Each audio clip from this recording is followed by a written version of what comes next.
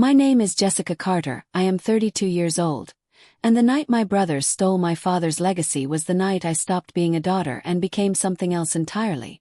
It wasn't a violent death.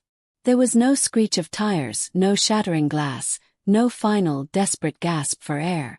My father, Richard Carter, simply went to sleep in his favorite leather armchair, a half-empty glass of scotch on the table beside him, and the latest issue of The Economist open on his lap. His heart, a magnificent engine that had powered a titan of industry, had quietly given out. He was 68, the silence he left behind was deafening. It filled every corner of our sprawling Charleston home, a place that had once hummed with the energy of his ambition. Now it felt like a mausoleum, and we, his children, were the ghosts rattling around inside it. Daniel, the eldest, 40, with our father's sharp jawline but none of his warmth, immediately began acting the part of the patriarch. Michael, 37, softer in body and spirit, wrung his hands and offered hollow condolences to the stream of visitors. And then there was me. 22, fresh out of college with a degree in economics, I'd pursued solely to impress the man who was now gone. The reading of the will was a week later. We gathered in the mahogany-paneled office that still smelled of Dad's cigar smoke and old books. Mr. Hemlock, the family lawyer for 3 generations, a man whose face seemed permanently etched with mournful sympathy, sat behind the great desk. Daniel and Michael sat together on a leather sofa, a united front. I chose a wingback chair by the window, feeling small and untethered. I wasn't nervous. A month before he died, Dad had called me into this very office. He'd poured me a small glass of scotch, a gesture that signaled I was no longer just his child, but his peer.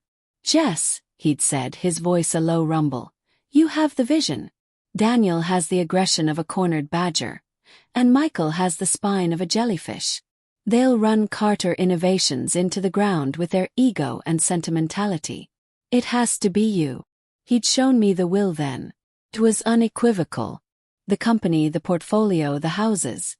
Everything was to be placed in a trust managed by me until I turned 30, at which point I would assume full control. My brothers were to receive generous, but finite stipends. It was his final strategic move in a lifetime of them. So, as Mr. Hemlock cleared his throat and unfolded the document, I braced myself for my brother's outrage, not my own.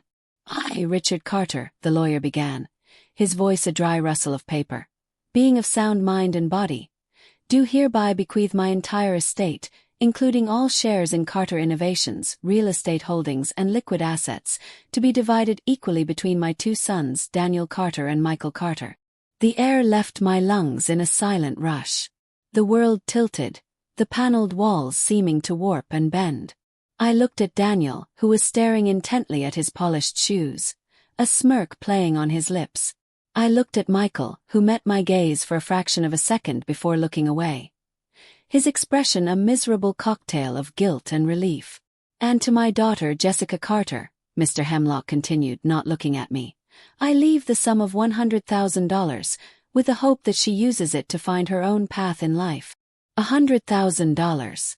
It sounded like a fortune, but in our world, it was an insult. It was the change you found in the sofa cushions. It was a severance package.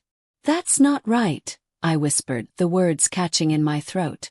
"That's not the will." He showed me the will. Daniel finally looked up, his eyes as cold and gray as a winter sea. "Don't be hysterical, Jessica. Dad obviously had a change of heart. He probably realized burdening you with the company was a mistake." "He wouldn't do that," I insisted, my voice gaining a desperate edge. "He wouldn't just cut me out. He talked to me." Michael shifted uncomfortably. "Jess, Dad was. He wasn't himself at the end. He was confused. We have to respect his final wishes." Gaslighting. The word hadn't entered the popular lexicon yet, but I understood the technique intimately. They were trying to make me believe I was crazy, that my own memory was a fiction. The forgery was perfect, I'd later learn. They had used Dad's signature from a stack of old documents, paid Mr. Hemlock an obscene amount of money for his complicity, and filed the new will just hours after the coroner had officially declared the time of death. They had moved with a predator's swiftness while I was still drowning in grief. In 2 weeks, I was asked to leave the house. My trust fund, which had always supplemented my expenses, was dissolved. The locks on the office were changed. I was an exile in my own life.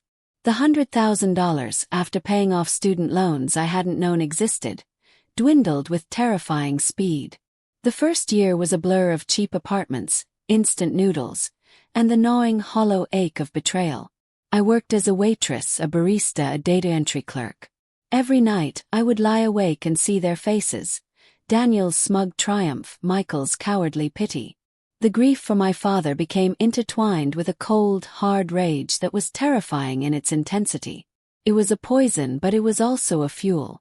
It burned away the soft, naive girl I had been, and in her place, something new began to calcify. The turning point came during a late-night shift at a 24-hour diner. I was refilling a salt shaker, my hands raw from hot water and cleaning chemicals, when I overheard 2 men in a booth talking about a logistics company on the verge of bankruptcy. They spoke of inefficiencies, bloated management, and a failure to adapt to new technology. And as I listened, my father's lessons, lectures over dinner tables, arguments in his office, red ink scribbled on my college papers, came flooding back. I saw the company's failure not as a series of mistakes, but as a solvable puzzle. I went home to my cramped apartment and, on a second-hand laptop, spent 3 days writing a detailed, unsolicited restructuring proposal.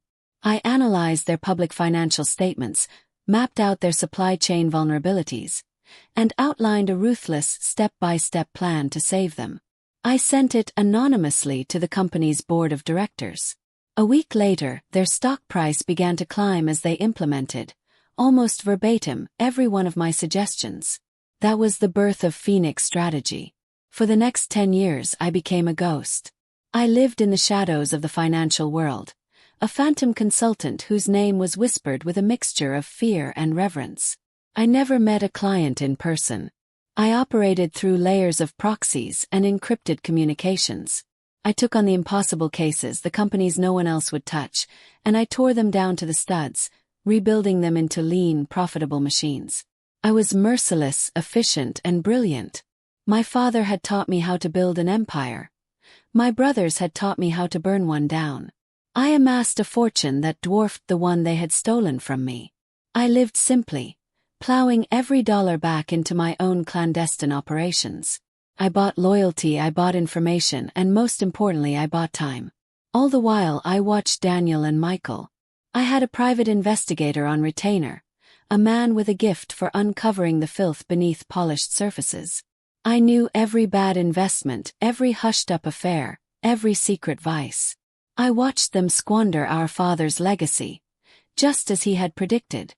Daniel, as CEO of Carter Innovations, ran it like a personal fiefdom. He was all bluster and risky ventures, pouring money into flashy, ego-driven projects that consistently failed. He treated his wife, Emily, a quiet, gentle woman, like a decorative accessory. He was respected out of fear, not admiration. Michael, ever the sentimentalist, had taken over the Carter Foundation, transforming our mother's quiet charity work into a high-society vehicle for his own social climbing. He presented himself as the benevolent, philanthropic Carter, the moral counterweight to Daniel's corporate ruthlessness. He and his wife, Sarah, a woman as ambitious as she was brittle, were the darlings of the Charleston charity circuit. 32, I decided it was time to come home. I didn't return as Jessica Carter. I returned as a woman named Julia Stone, a mysterious recluse, the silent, unseen benefactor behind some of the city's most generous new donations. My first target was Michael. His weakness was his vanity. He craved adoration. As Julia Stone, I made a 7-figure anonymous donation to the Carter Foundation, with a sole stipulation that I deal directly via email with Michael himself. He was ecstatic. I fed his ego, praising his vision and compassion. Slowly I reeled him in. My investigator had discovered Michael's dirty little secret, a gambling addiction he funded by skimming from the foundation's accounts. It was clumsy, small-time embezzlement, but it was enough. While I was charming him with emails, my tech team was deep in the foundation's servers, tracing every illicit transfer. But financial ruin wasn't enough. I wanted to shatter the carefully constructed image of the perfect family man. Michael was also having a long-standing affair with a junior board member. It was pathetically predictable.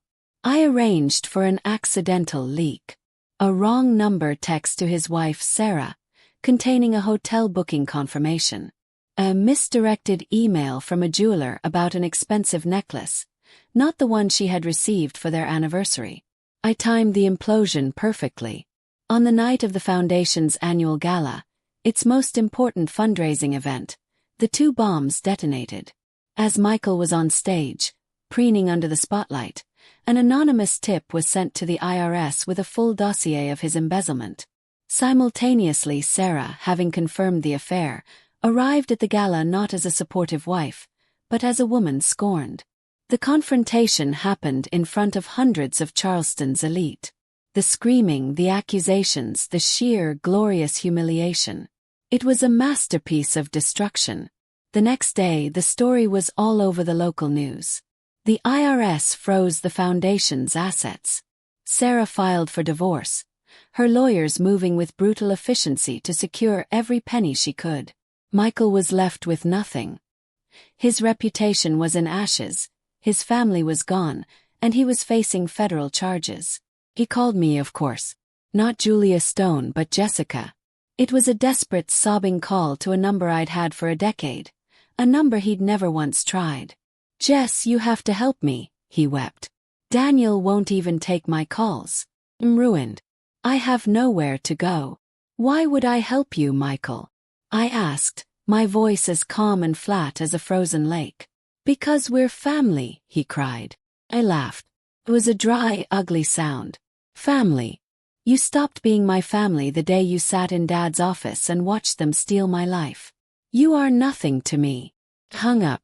One down. Daniel was a more formidable opponent. He wasn't driven by vanity, but by a bottomless, rapacious greed. To destroy him, I had to take away the one thing he loved. Carter Innovations. My company, Phoenix Strategy, began its assault. We didn't attack head-on. That was Daniel's style, not mine. We moved like a virus.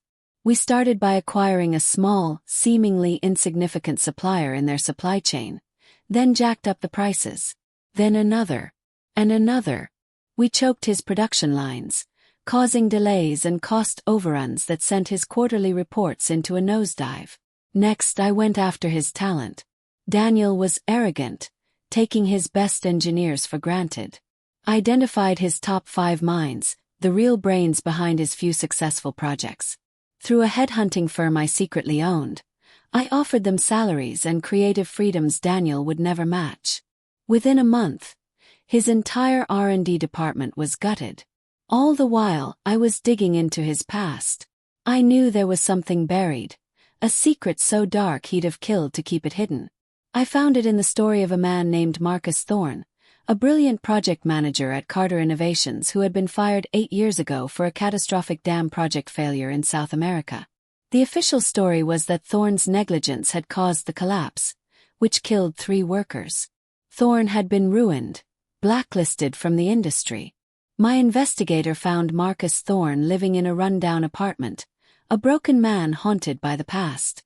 He swore it wasn't his fault. He said Daniel had personally ordered the use of substandard materials to cut costs, then forged Thorne's signature on the procurement orders. When the disaster happened, Daniel had produced the forged documents, created a false paper trail, and sacrificed Thorne to save himself. The problem was proof. The original documents were long gone. Daniel had covered his tracks masterfully. I needed someone on the inside. I needed his wife. Emily Carter was a ghost in her own marriage. I had watched her for years, a sad, elegant figure at Daniel's side, her eyes perpetually downcast. I saw the bruises on her wrists, artfully covered by bracelets, that the investigator's long-lens camera sometimes caught. I knew the cadence of their arguments, the sound of Daniel's voice rising to a roar, followed by a heavy silence. Approaching her was a risk. But I knew that a woman living in a gilded cage dreams of nothing but flight. I didn't approach her as Jessica. I found her at a small, independent bookstore she frequented, a place Daniel would never deign to enter. I accidentally struck up a conversation about a novel, became a friend, confidant. For weeks I just listened. I listened to her talk about her loneliness, her fears, and the man who had systematically erased her sense of self. Only when I was sure of her trust did I reveal my identity. We sat in a quiet park, the afternoon sun dappling through the live oaks. I told her everything. About the will, about Michael, about my 10 years in the wilderness. I didn't ask her for anything. I simply offered her an escape route. A new life, fully funded, anywhere in the world she wanted to go. All she had to do was walk away. Tears streamed down her face.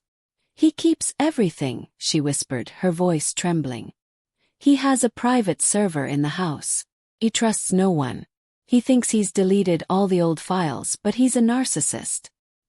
He'd never truly delete his own history." 3 nights later, armed with a password and a flash drive, Emily Carter copied the contents of Daniel's private server. It was all there. The original procurement orders for the dam project, in his own handwriting.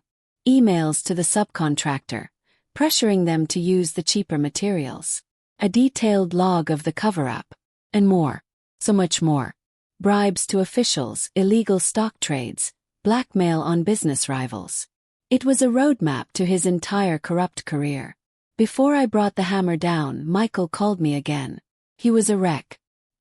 He'd been living in a motel, drinking himself into oblivion. He was at the end of his rope. "I'll do anything, Jess," he slurred. "I'll testify against him. I'll tell them about the will. Just don't let me die in a place like this." I met him in a greasy spoon diner, the same kind of place where my new life had begun. He looked 10 years older, his face puffy, his hands shaking. He confessed everything. How Daniel had planned the forgery the moment Dad's health began to fail. How he'd bullied Michael into compliance, threatening to expose his then-budding gambling habit to their father. Then he said something that made the blood freeze in my veins. "Daniel was always so angry at him at the end," Michael mumbled, staring into his coffee cup. "Especially that last night. Dad found out about the South America project, the real story. He was going to disinherit Daniel completely, expose him. They had a terrible fight. I heard them shouting from my room. What happened?" I asked, my voice barely a whisper. Daniel came out of the office an hour later. He was pale. He just said, "Dad's not feeling well. He's resting." I wanted to check on him, but Daniel blocked the door. He said to leave him be. He said he'd already called Dr. Roberts. A single tear rolled down Michael's cheek. But he didn't. I found out later. The first call he made was to Hemlock, to set the new will in motion. He waited. He waited almost an hour before he called for an ambulance. He just let him die. It wasn't murder. You couldn't prove intent. But it was something worse. It was a cold, calculated act of omission. He had watched our father die to secure his inheritance. The rage that had been my constant companion for a decade coalesced into a point of pure, white-hot certainty. Daniel wouldn't just be ruined. He would be erased. The next day, the information from Emily's flash drive and Marcus Thorne's story went to the Wall Street Journal. The damn story was the headline, a scandal of corporate malfeasance and a tragic cover-up. The SEC was alerted to the illegal trades. The Department of Justice opened an investigation into the bribery. I gave Daniel 24 hours to watch his world burn. I watched the stock of Carter Innovations, a company that had stood for a century, become worthless in a single day of trading. Then I confronted him. I found him where I knew he would be. In our father's office, the one he had stolen. He was sitting behind the great desk, a bottle of scotch in his hand, just like Dad. But he looked small, shrunken, a king in a collapsing castle. He didn't seem surprised to see me. "You," he spat, his voice thick with hate. "It was you all along." "It was always me," I said, walking slowly into the room. I didn't feel triumphant. Felt empty. A vessel hollowed out to make room for revenge. "You think you've won," he snarled. "You've destroyed our father's name. His legacy. You destroyed his legacy," I corrected him, my voice dangerously soft. "You destroyed it when you forged his name. You destroyed it when you let Marcus Thorne take the fall for your crime. You destroyed it every time you chose your ego over his vision." I took a step closer. "And you destroyed it when you stood outside this door and let him die." The color drained from his face. For the first time I saw real fear in his eyes. The bravado, the arrogance, it all cracked and fell away, revealing the terrified little boy underneath. "Michael told you," he whispered. "Michael told me everything." The fight went out of him. He slumped in the chair, a puppet with its strings cut. The police arrived minutes later. I had made the call myself. They led him away in handcuffs, a silent, broken man. I bought Carter Innovations for pennies on the dollar at the bankruptcy auction. I restored the name. I rehired the engineers Daniel had driven away. I tracked down Marcus Thorne and gave him an executive position, along with a public apology and a generous settlement that he wept to receive. I sent Michael to a treatment facility in Arizona, with a small, anonymous stipend to start a new life, a final act that felt less like mercy and more like a tidy disposal of a loose end. Emily moved to Italy and started painting again. I stood in my father's office, my father's company, my father's legacy, all of it reclaimed. The view of Charleston from the window was the same one I remembered from my childhood. I had won. The war was over. But as I stood there in the silence, I felt nothing. No joy. No satisfaction. No peace. The fire of vengeance that had burned in me for a decade had consumed everything, leaving only a cold, vast emptiness. The phone on the desk buzzed, a call from my acquisitions team about a new target, another company ripe for a hostile takeover. I looked at my reflection in the dark glass of the window. The woman staring back at me had my face, my eyes, but she was a stranger. Predator. A ghost I had built from pain and rage. I had my father's legacy. I had my revenge. I had everything. But the ghost in the mirror was all that was left. I wasn't sure if Jessica Carter even existed anymore. Picked up the phone. "Tell me about the target," I said. If you like this story, please like this video, subscribe to the channel and share your impressions of this story in the comments. To listen to the next story, click on the box on the left, and thank you for watching.